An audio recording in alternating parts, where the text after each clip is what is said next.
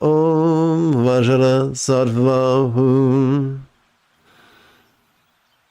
Om Vajra Sattva Hum. Om Vajra Sattva Hum. Om Vajra Sattva Hum. Om Vajra Sattva Hum.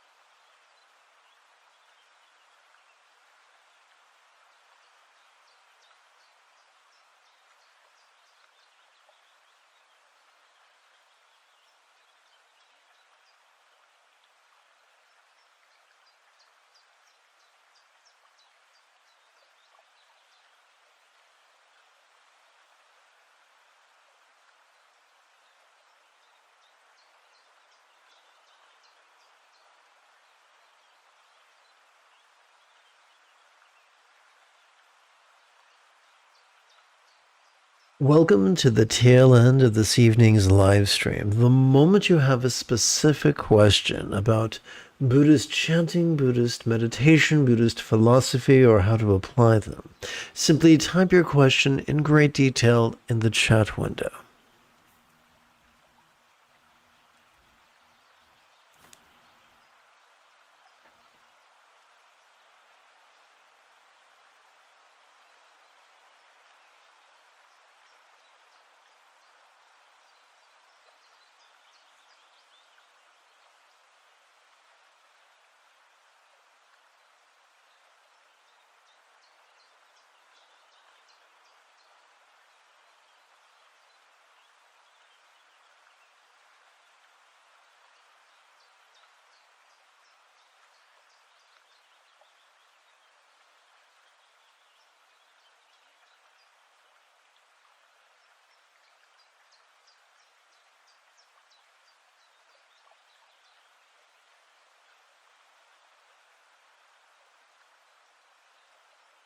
As you breathe in, please silently and mentally recite the demonstrative pronoun this. As you breathe out, please silently and mentally recite the monosyllabic verb ease, which functions as a synonym of relax.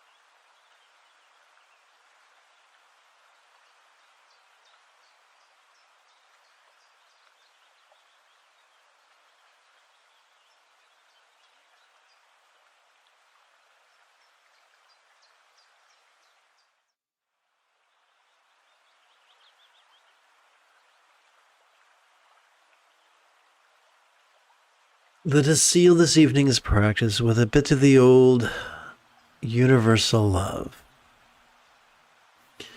Whoopsie. 1, 2, 3. Copy.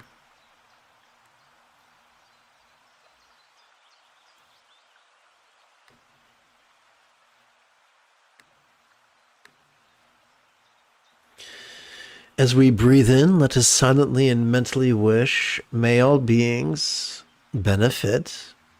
As we exhale, let's rapidly chant the 6-syllable mantra, or this 6-syllable mantra.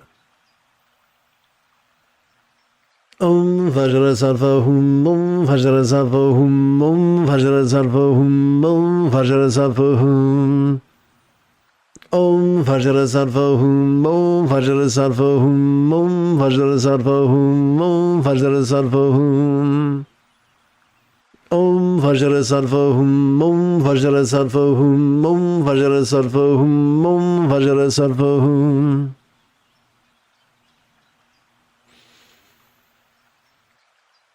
Om Vajrasattva Hum, Om Vajrasattva Hum, Om Vajrasattva Hum, Om Vajrasattva Hum.